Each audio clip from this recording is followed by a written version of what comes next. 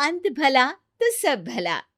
रोली की शादी उसके माँ बाप एक आलसी लड़के से करा देते हैं।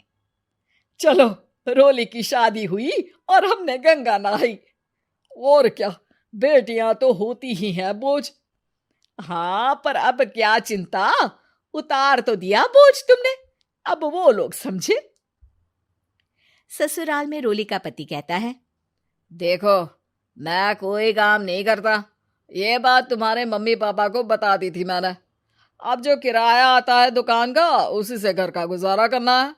कभी भूल से भी कोशिश ना करना किसी चीज की डिमांड की। क्या मम्मी पापा को पता था कि आप कोई काम नहीं करते? और क्या, बड़ा अच्छे से पता था। उन लोगों को तो तुम बोझ लगती थी, बोल रहे थे कि बस शादी कर लो और कोई मतलब नहीं है। रोली को यह सुनकर बहुत गुस्सा आता है, लेकिन करती भी तो क्या, क्योंकि वो जानती थी कि उसके माता पिता ऐसे ही हैं। जैसे तैसे रोली दिन काट रही थी। रोली को एक प्यारी सी बेटी होती है। धीरे धीरे वो बड़ी होती है और उसके साथ उसकी जरूरतें भी बढ़ती जाती हैं। सुनिए जी, अब तो सिमी बड़ी हो रही है, उसका स्कूल में दाखिला कराना है। मैंने अब तक तो जैसे तैसे समय काट लिया, लेकिन मैं बच्ची की परवरिश में कोई कमी नहीं रखूंगी। अरे क्या है यार, अब तो लगता है कोई ना कोई काम ढूंढना ही पड़ेगा। अब पति रोज काम की तलाश में जाता और बिना किसी काम के वापस आ जाता। रोली समझ जाती है कि पति के अंदर अब काम करने की क्षमता नहीं है। वो बेटी को उच्च शिक्षा देने के लिए कुछ करना चाहती थी, लेकिन करती तो क्या करती। एक दिन रोली की सहेली कहती है, रोली, मेरी कोई औलाद नहीं है।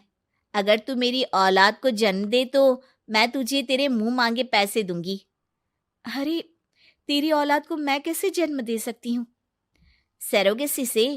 बच्चा मेरा और वैभव का ही होगा, लेकिन कोख तेरी होगी। ये संभव है रोली।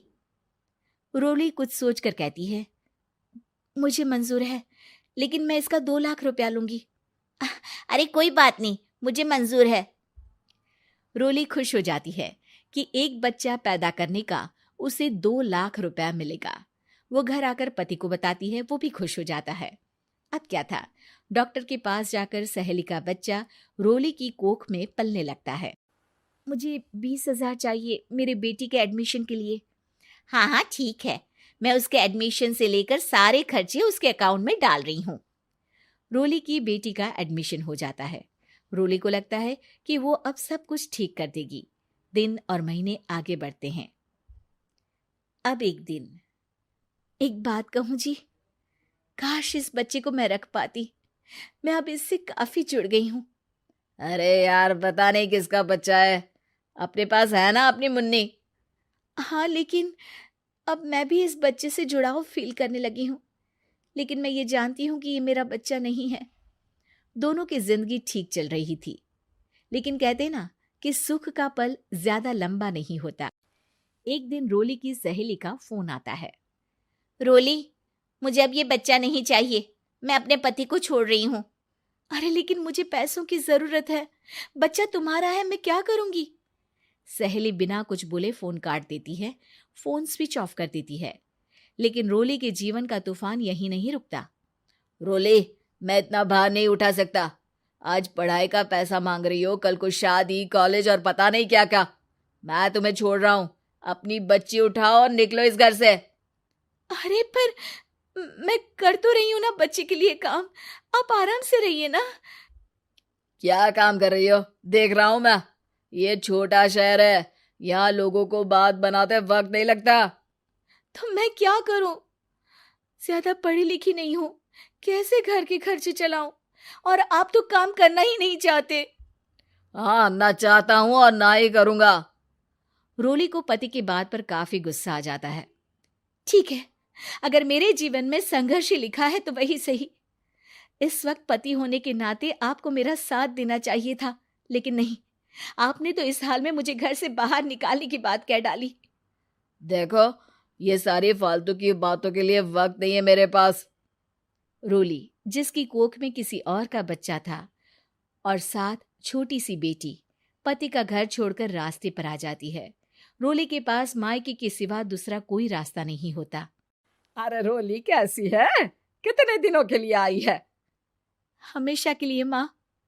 वो माँ को सारी बात बता देती है।